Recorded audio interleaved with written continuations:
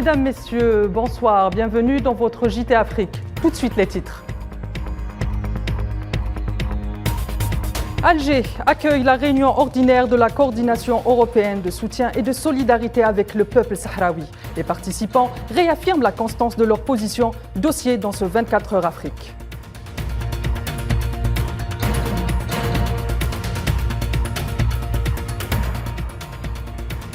Et au Tchad, de violents heurts opposant les services de l'ordre et des manifestants font une cinquantaine de morts ce jeudi.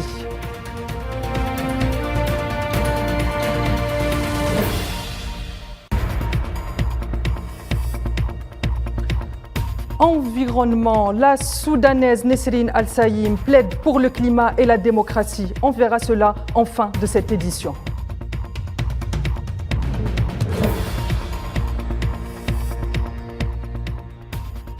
C'est aux couleurs de la République démocratique sahraoui arabe que s'est paré Alger ces dernières 48 heures, accueillant la réunion de la coordination européenne de soutien et de solidarité avec le peuple sahraoui. Occasion pour les participants de faire le bilan des 2 derniers mois avant d'entamer le programme du prochain mois en vue de la préparation de la 48e conférence de l'UCOCO prévue à Berlin le 2 et 3 décembre prochain. Les détails avec Souhila Akilal.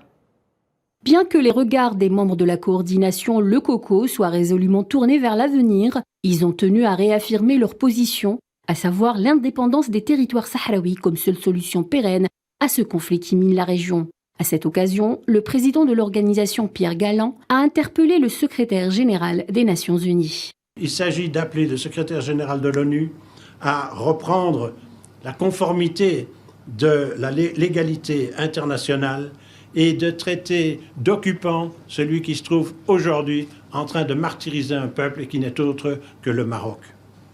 Ceux qui accompagnent le Maroc, ceux qui le soutiennent, sont simplement complices d'un crime contre l'humanité.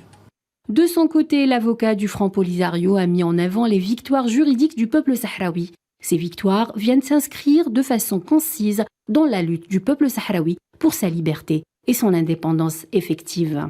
La Cour, en réalité, reprend l'argumentaire européen, y répond en disant que le Royaume du Maroc occupe le Sahara occidental, que cette occupation a été reconnue par les Nations Unies, par les organes de l'Union africaine, que cette occupation viole le droit à l'autodétermination du peuple du Sahara occidental, qu'elle empêche l'achèvement du processus d'autodétermination.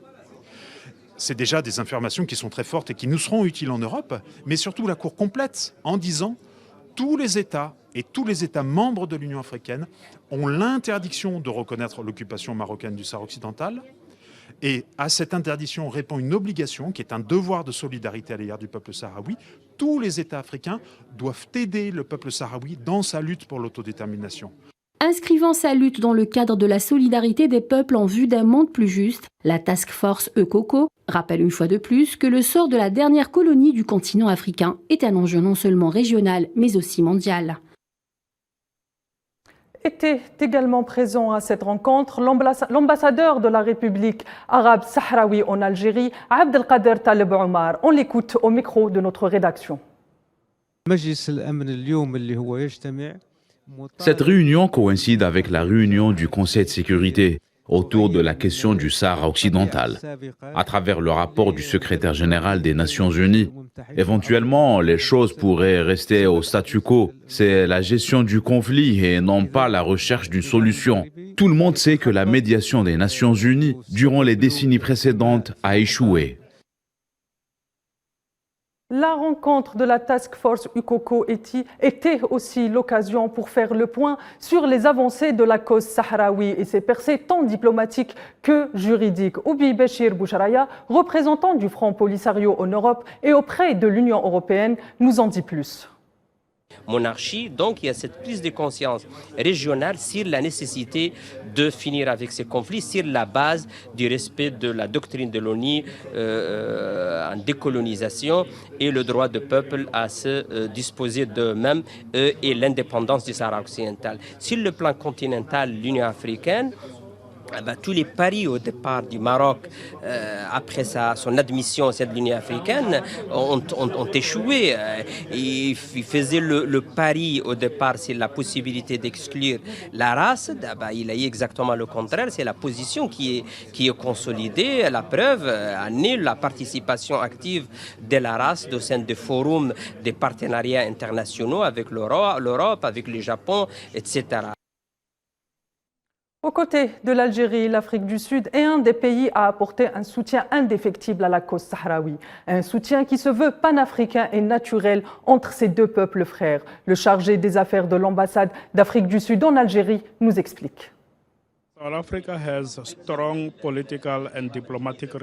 L'Afrique du Sud a des liens politiques et diplomatiques forts avec la République arabe sahraoui démocratique. C'est pour cela que le président Brahim Ghali s'est rendu en Afrique du Sud pour une visite d'État officielle. Cela démontre la force et la profondeur de nos relations bilatérales. Nous soutenons le peuple sahraoui et son gouvernement car nous, Sud-Africains, connaissons la peine de l'oppression et la peine du colonialisme. Nous, Sud-Africains, avons conquis notre indépendance en partie grâce à la solidarité internationale et la République sahraoui avait alors démontré son soutien.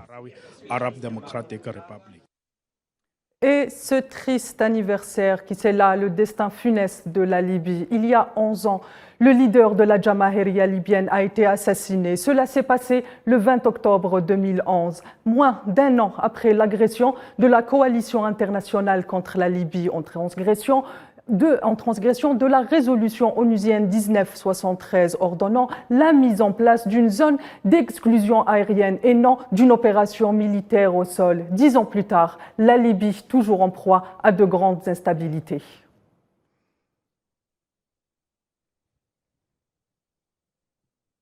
Au Burkina Faso, près d'une semaine après avoir été désigné président de la transition à l'unanimité par les assises du pays, le capitaine Ibrahim Traoré prêtera serment demain, 20 octobre, à 34 ans. Ibrahim Traoré est ainsi le second plus jeune président du pays et devra faire face à de nombreux défis, notamment sécuritaires.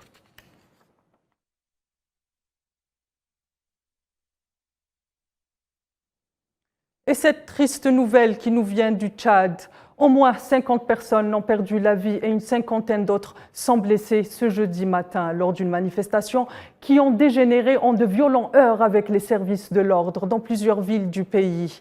Des manifestations organisées à l'appel de l'opposition, a déclaré le Premier ministre Saleh Kebzabo.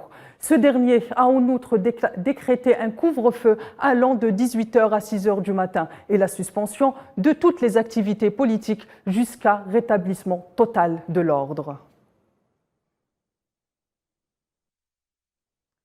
Environnement. Et en vue de la prochaine COP qui se déroulera du 6 au 18 novembre prochain à Sharm el-Sheikh en Égypte, la militante soudanaise Nesrine El-Naïm, chef de file et conseillère du secrétaire général des Nations Unies, Antonio Guterres, plaide en faveur de deux causes qui lui tiennent à cœur, la démocratie et la protection de l'environnement. Le changement climatique a deux conséquences principales, la sécurité alimentaire et la disponibilité de l'eau. Il existe ce que l'on appelle l'agriculture intelligente, un concept de gestion visant à fournir à l'industrie agricole l'infrastructure nécessaire pour tirer parti des technologies de pointe. La première chose à faire est de faire en sorte que tous les projets agricoles au Soudan deviennent intelligents sur le plan climatique et ensuite les projets de collecte d'eau. Mesdames, Messieurs, c'est sur ces mots porteurs d'espoir que s'achève notre édition. Excellente suite des programmes sur Al24 News.